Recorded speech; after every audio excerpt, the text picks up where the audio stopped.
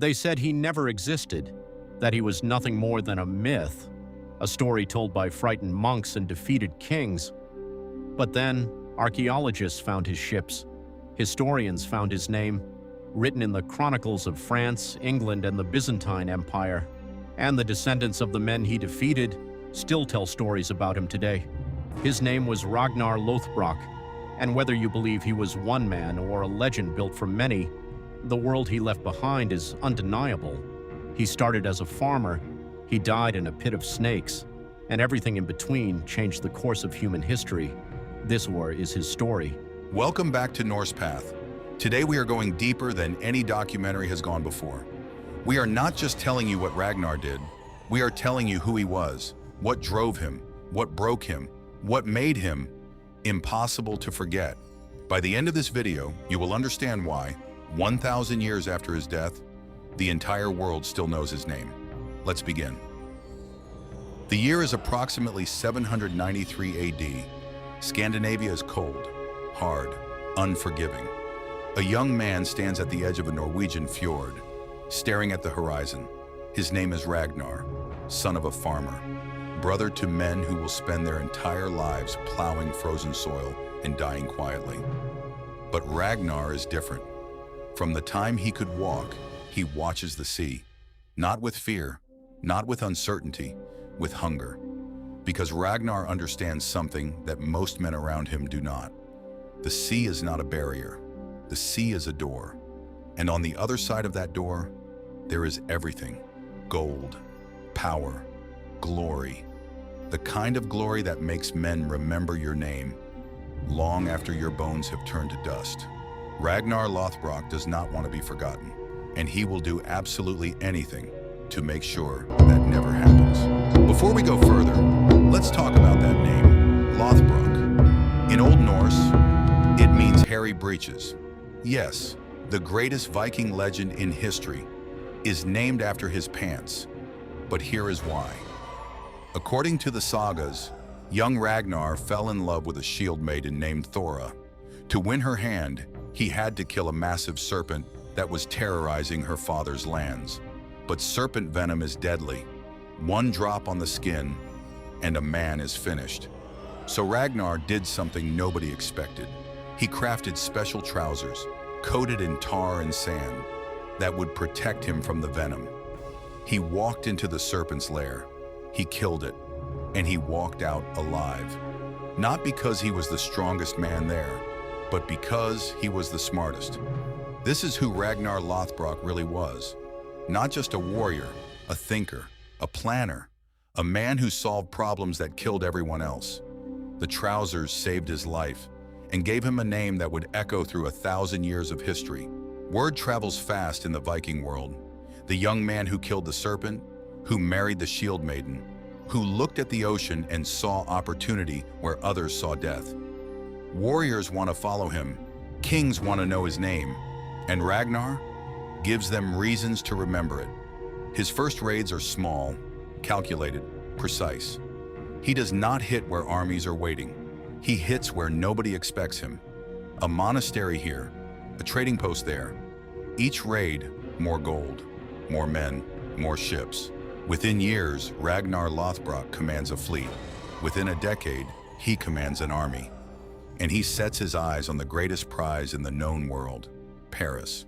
845 AD, the city of Paris sits behind stone walls on the Seine River, protected by the army of Charles the Bald, king of the Franks, grandson of Charlemagne, ruler of the most powerful kingdom in Western Europe. Charles has never lost Paris. No enemy has ever come close. And then, on a spring morning in 845, the lookouts on the Seine River see something that makes their blood run cold. 120 Viking longships, moving upriver, silent, disciplined, inevitable. At their head, Ragnar Lothbrok. Charles sends an army to stop them on the northern bank of the river. Ragnar watches, studies, thinks, and then he does something nobody expects. He attacks the smaller force first, destroys it completely, takes 111 prisoners, and then, in full view of Charles and his remaining army on the southern bank, He hangs every single prisoner from the trees along the river, not out of cruelty, out of calculation. He is sending a message: surrender, or this is what comes next. Charles the Bald, ruler of the most powerful kingdom in Europe, breaks. He pays Ragnar 7,000 pounds of silver to leave. 7,000 pounds. The most powerful king in the Western world, paying a Viking farmer's son to go away. Ragnar sails home, richer than most kings, and more dangerous than ever. After Paris, Ragnar's name spreads across the known world, from the frozen shores of Iceland to the golden palaces of Constantinople. Kings who have never seen a Viking know the name Ragnar Lothbrok. Monks write it in their chronicles with trembling hands. Mothers in France use his name to quiet frightened children. Sleep, or Ragnar will come. But here is what makes Ragnar truly different from every other Viking of his age. He does not just raid. He thinks about the future. He has sons, many sons, and he raises each one to be extraordinary.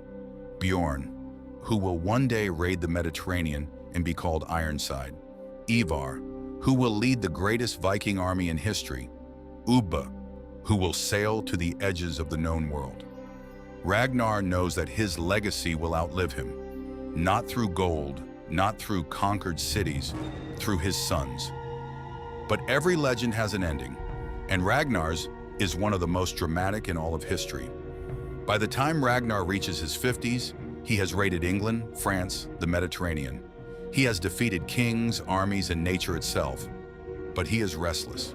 He needs one more raid, one more victory.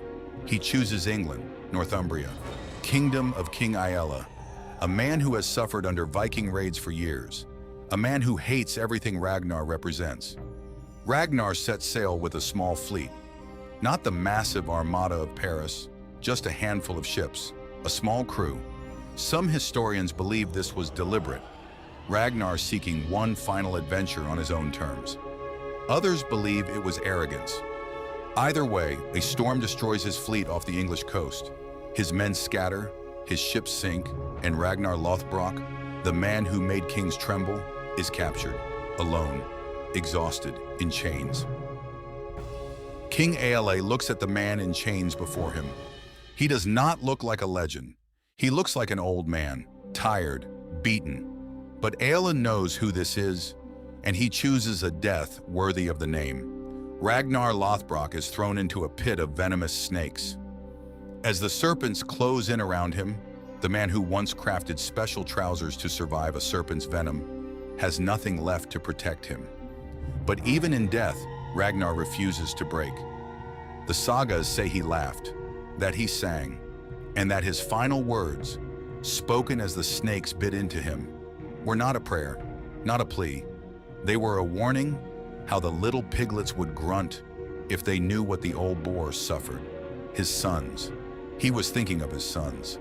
And far across the North Sea, 5 warriors heard what happened to their father, and the world would never be the same again. Ragnar Lothbrok, farmer, warrior, king, legend.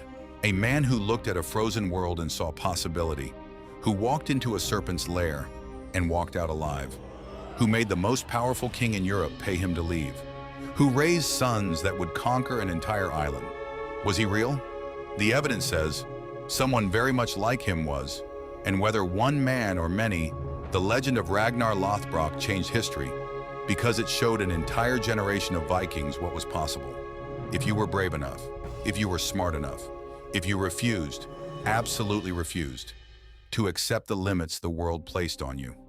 Next episode, his sons hear the news of his death. 5 warriors, 1 mission.